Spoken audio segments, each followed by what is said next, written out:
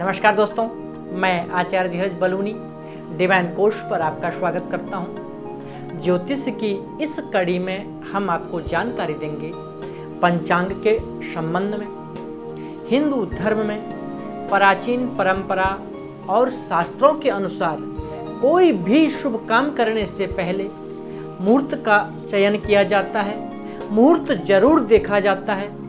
दरअसल ऐसी मान्यता है कि किसी भी शुभ कार्य करने से पहले अगर हम पंचांग के मुहूर्त के अनुरूप कोई भी कार्य करें तो कार्य में कार्य सिद्धि होती है और कार्य में अधिक से अधिक शुभता होती है।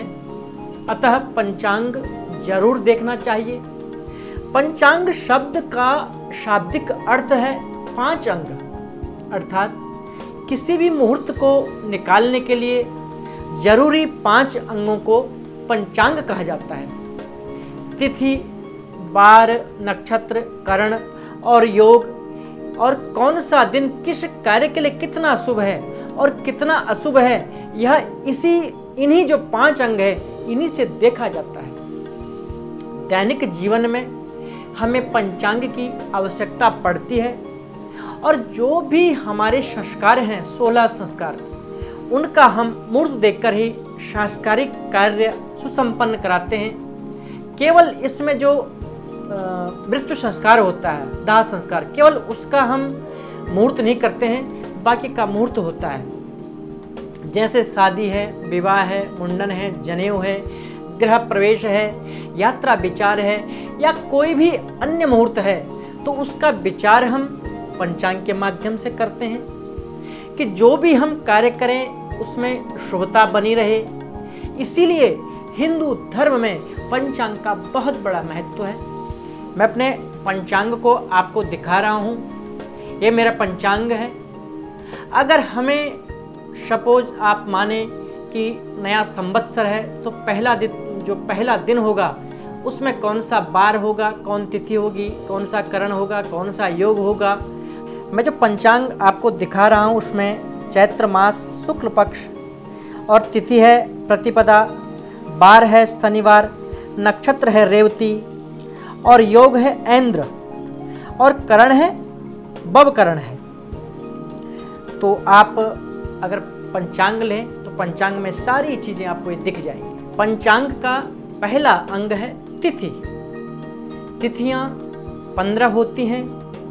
इनमें पूर्णिमा और अमावस्या 2 प्रमुख तिथियां हैं। ये दोनों तिथियां महीने में एक बार जरूर आती हैं। चंद्रमास के अनुसार महीने में 2 भाग होते हैं।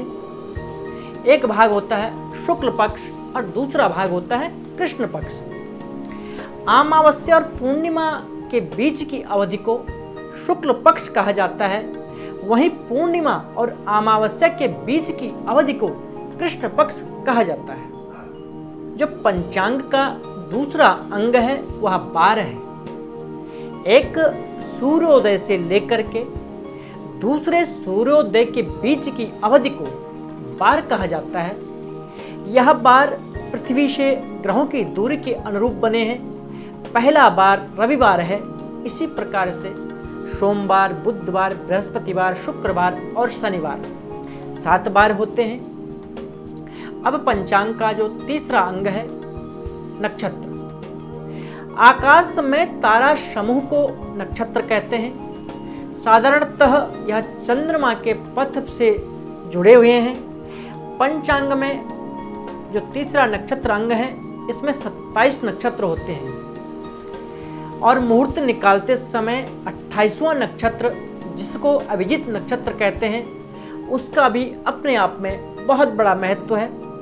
अगर हमें कोई मुहूर्त न मिल रहा हो तो हम अभिजीत मुहूर्त का चयन कर सकते हैं। शादी, गृह प्रवेश, शिक्षा, वाहन खरीद आदि करते समय यह नक्षत्र जरूर देखें।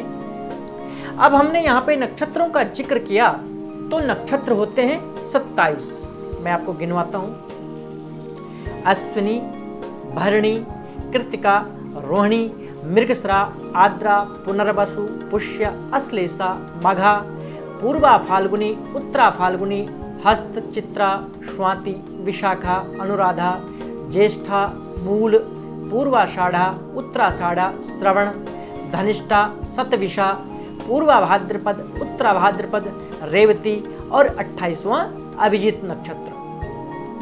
अब हम पंचांग के चौथे अंग की बात करेंगे, करण।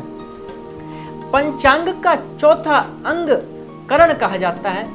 करण मुख्य रूप से 11 होते हैं। इनमें से 4 स्थिर और 7 चर होते हैं, चलायमान होते हैं। करणों के नाम हैं बब, बालब, कौलब, तैतिल, गर, वणिज, बिष्टि या भद्रा। ये 7 करण चर हैं और बाकी स्थिर हैं जो 4 हैं, शकुनि, चतुष्पाद, नाग और किस्तुग्न।